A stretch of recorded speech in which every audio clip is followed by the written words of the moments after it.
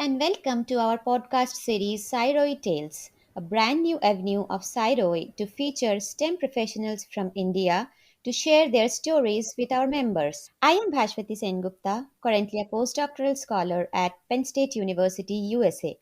I am joined by Rohit Kongari, a postdoctoral researcher at the United States Food and Drug Administration, also known as US FDA. We both are part of the current Sci-ROI leadership team, and today we will be hosting the second episode of Return to India Stories. Today we have a very special person with us, Dr. Piyush Behari Lal from Manipal Academy of Higher Education. He was a former leadership team member of Sci-ROI Global in the past and currently an active team member of Sci-ROI India. Today, he will be sharing his transition story and his recent experiences in Indian academia. We will begin with a quick biosketch of Dr. Lal by Rohit. Thanks, Baswati. Dr. Piyush Lal started his research career with an M.Sc in Biomedical Sciences from Bundelkhand University, Jhansi in 2005. He then joined the MS PhD program at the University of Texas, Dallas, USA in 2008 to work on aminotransferase redundancy and regulation of alanine synthesis in E. coli under the guidance of Dr. Larry Reitzer. After getting his PhD, he moved to the Great Lakes Bioenergy Research Center at the University of Wisconsin Madison for a postdoctoral stint in Dr. Patricia Kiley's lab, where he developed genetic tools for Zymomonas mobilis ZM4, a natural ethanologen. With successful postdoctoral training, Dr. Lal joined the Department of Microbiology at Kasturba Medical College, Manipal Academy of Higher Education, as an associate professor in September 2021. He was also a recipient of the prestigious DBT Ramalingaswami Fellowship in 2021.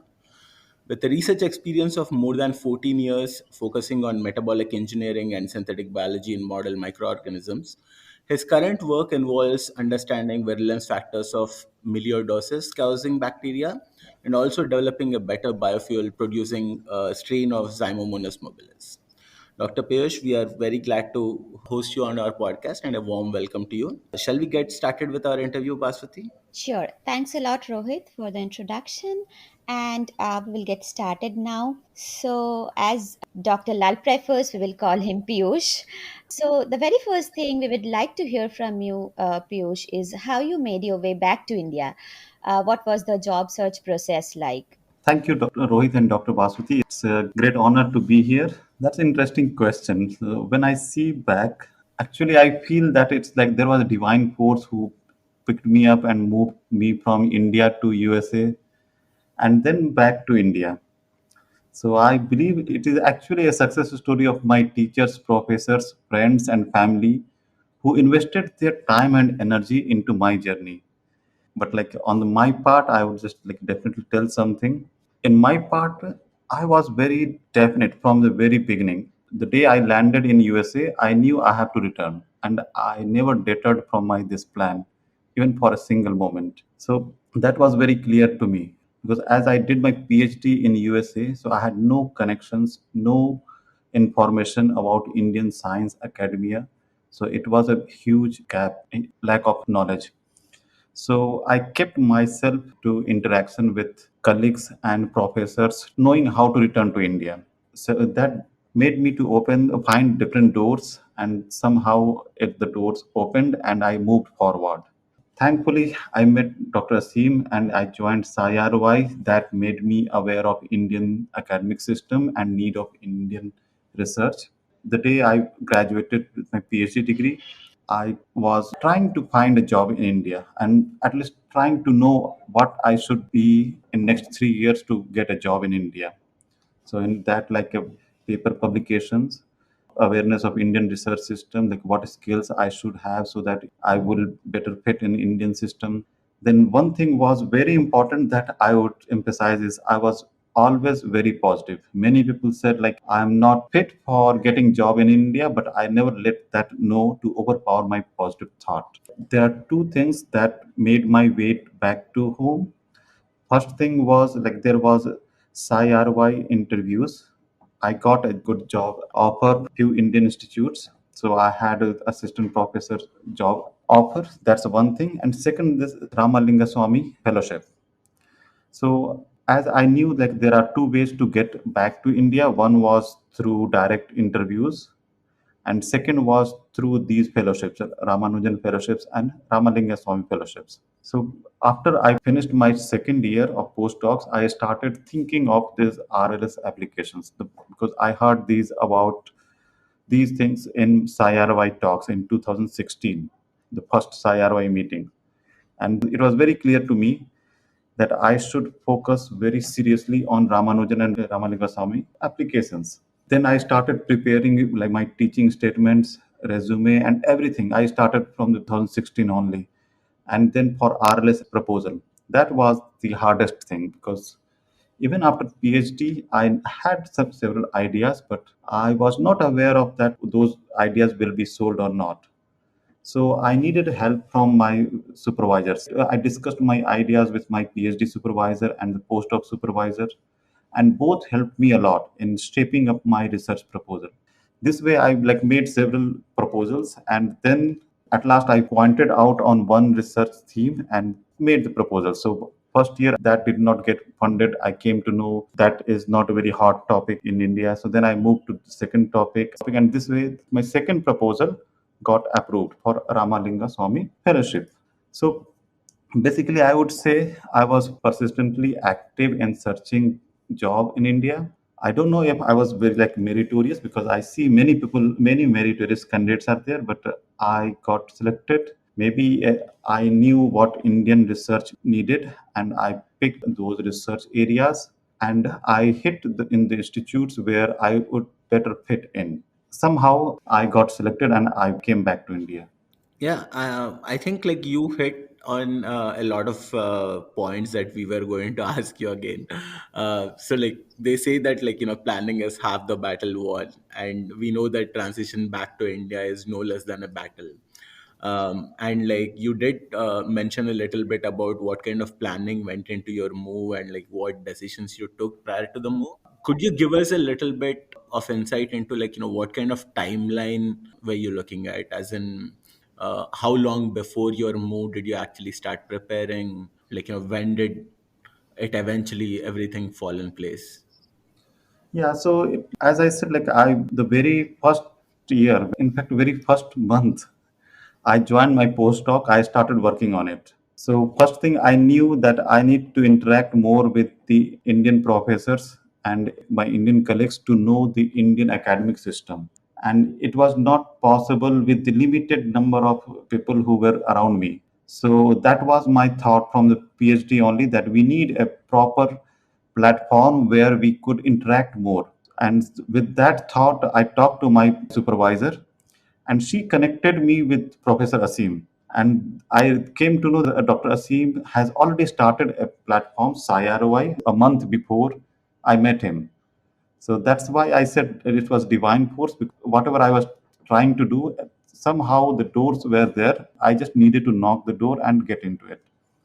And then we shaped up Sci-ROI portal, and in that many postdocs, many colleagues came together. So that was a huge benefit. So I talked to many colleagues who eventually moved back to India in like next 4 years. I talked not less than 20, 30 people or maybe more who moved back to India. When I interacted with them, it gave me some idea like how to prepare.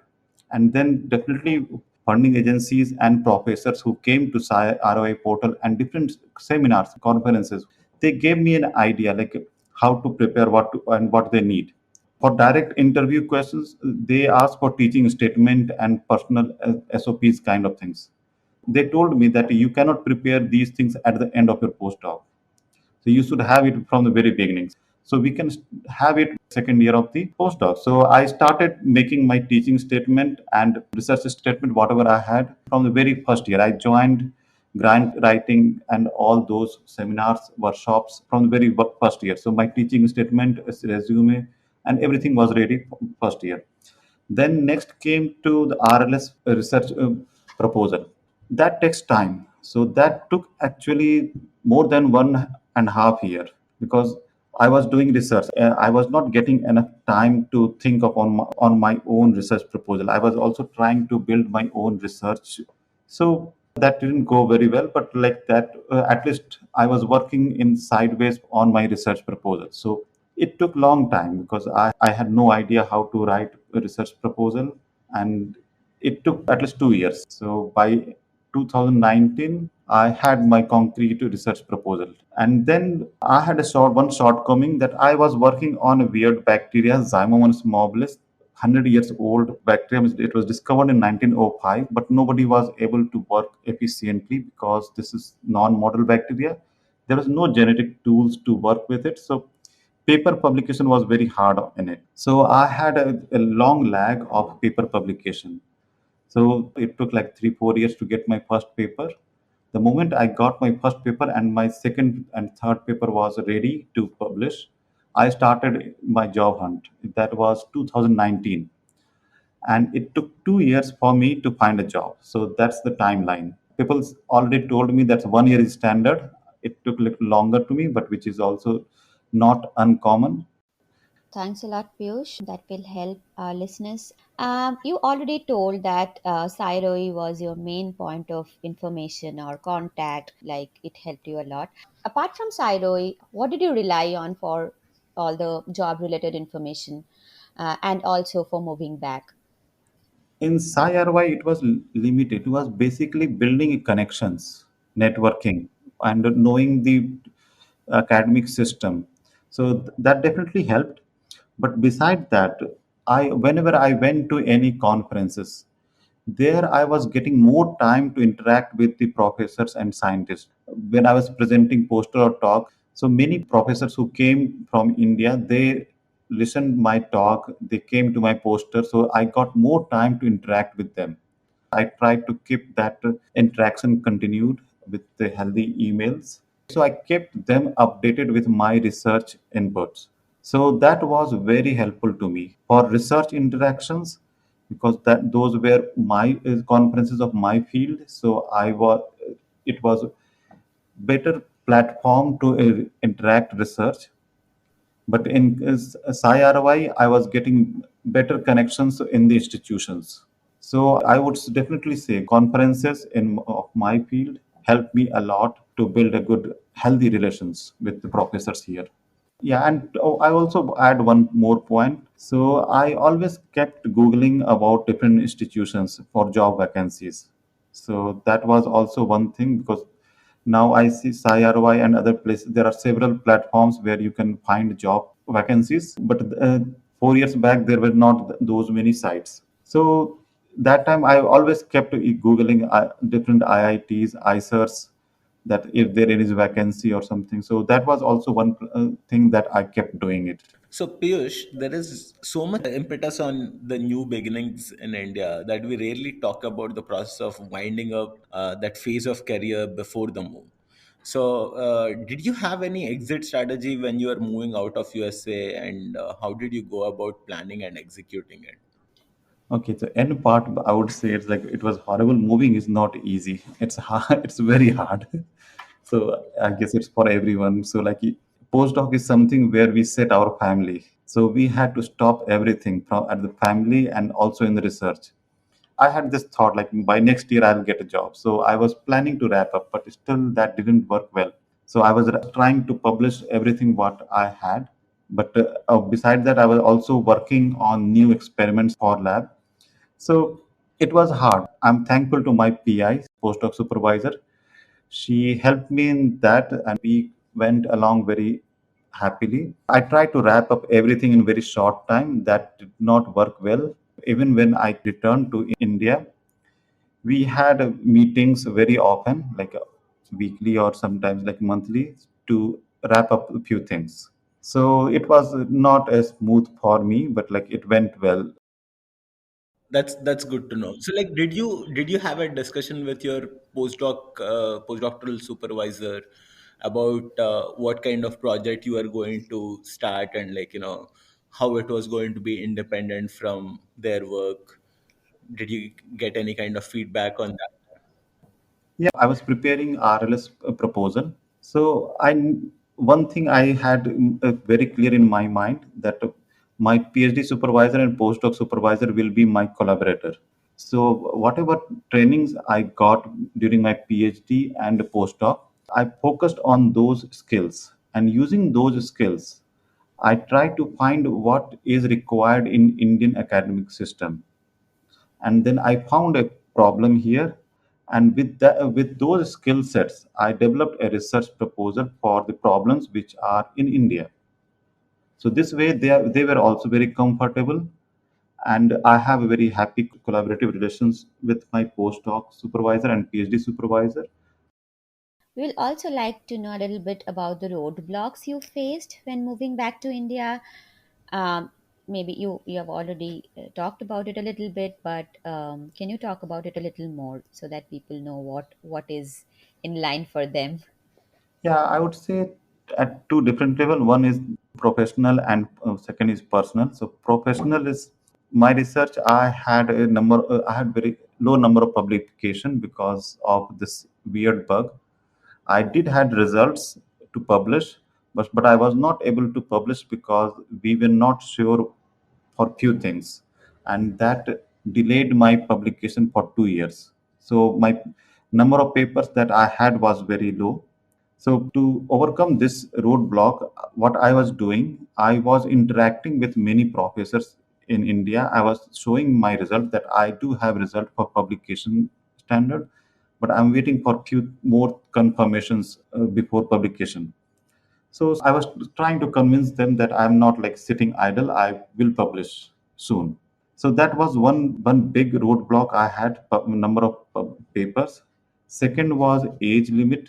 I was aware of that thing that in India the age limit is very important issue, and I was crossing that age limit. So that was one thing.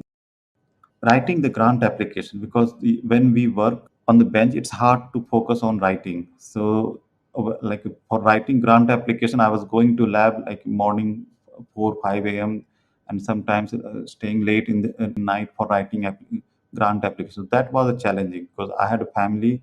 So managing these three things: research, my grant application, and managing family, three things was a little hard. And then in personal, whole family should be ready to move back. So I was determined to return, but like question was, is my family ready to return? So I had to tell my wife like what's the advantage and disadvantages of returning to India, and somehow convince that what I'm thinking is will be helpful for our family. So with that thought, we kept discussing. Initially, my wife was not happy to return, but later on, she understood that it's good to return, and she came happily here. So you have already talked about the professional networks that play a key role in the transition process. You also covered that Sci-ROI helps a lot to build them on. While you made this personal connections and all, and while you were applying, you were like actively looking for jobs and applying for academic positions in India. How did this network play a role? Did it only help in your preparation process or guide you, or it also helped during the application and interview and everything? Yes, that was actually very vital. Based on that information, I prepared my journey back to India. So it's like I definitely built my connections through Sci-ROI, but I met several professors in conferences, especially like in Madison, there is Page conference. So few professors from India, they visited there. And in that interaction, I came to know that I should focus on few important things to get job in India. So they told me that like if you are applying for any institute, you should know what kind of skills that are missing in that institute. So with that thought, I kept improving my skills. And then for research, they said like even if it is like Nobel Prize winning research, and if it is not feasible to work in certain institute will not hire you. So they told me you should interact with the institutes and know about like what they are doing and how where they are progressing in near future. So various things they gave a good advice, and that helped me to plan my research proposal and application. In that way, I made several friends in different institutes.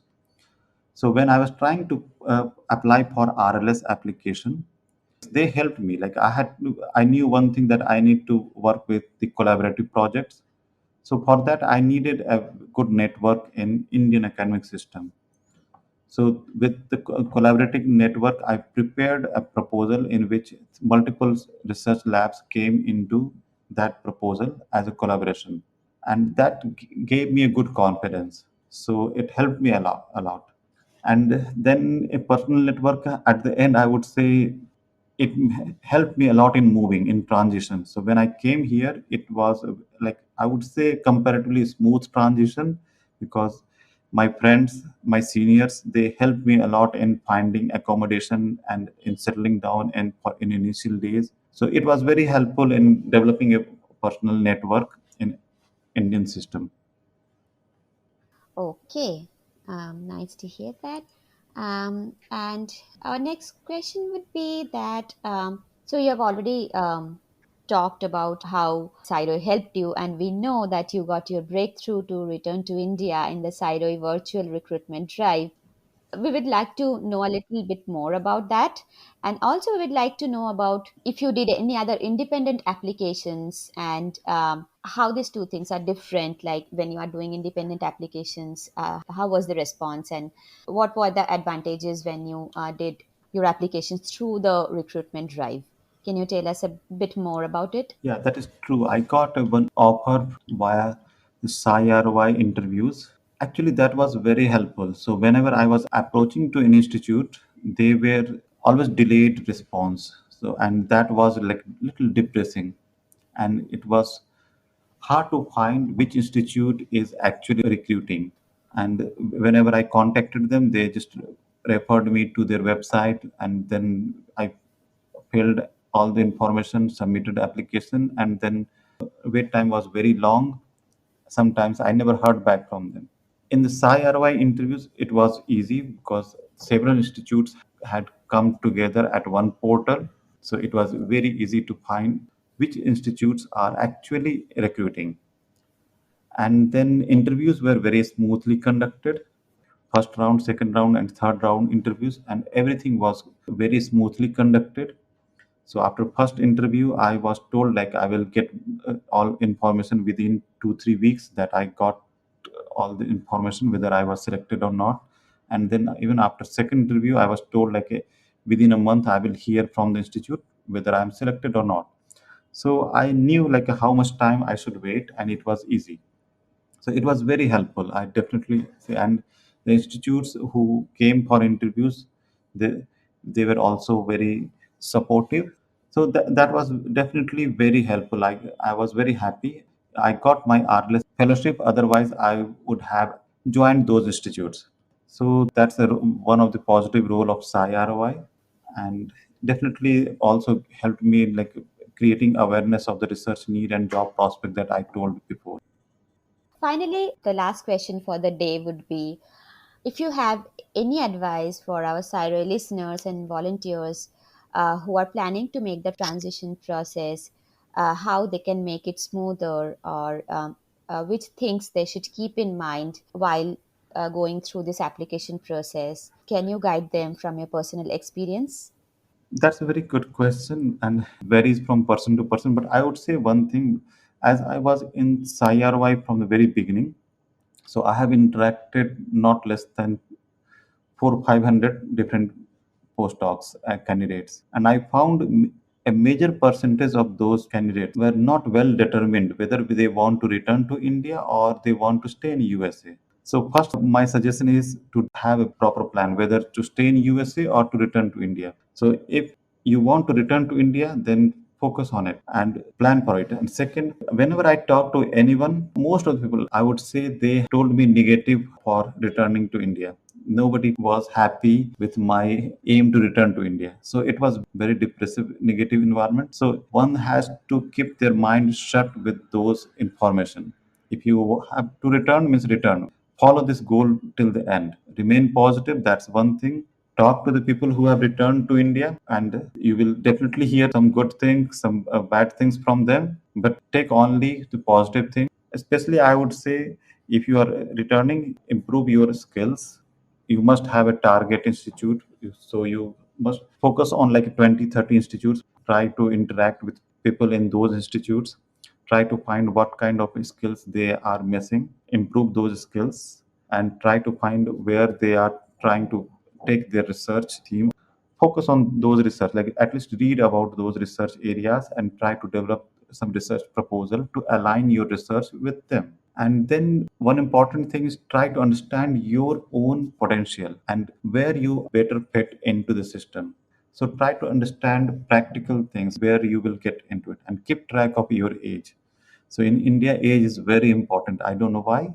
And in the end, I would say be in the know. That means like it, remain connected with the target institutes and academia and understand the Indian academic system so that when you come here, you don't get surprised with new things. So that is my advice at this moment. Uh, we would have loved to keep continuing this talk, but we'll have to end this episode here in the interest of time. Thank you so much, Piyush, for patiently answering all of our questions and giving us some very valuable insights into the transition process back to India based on your experience. I'm sure it will help our listeners a lot to prepare and apply. It was really a pleasure hosting you on our podcast series.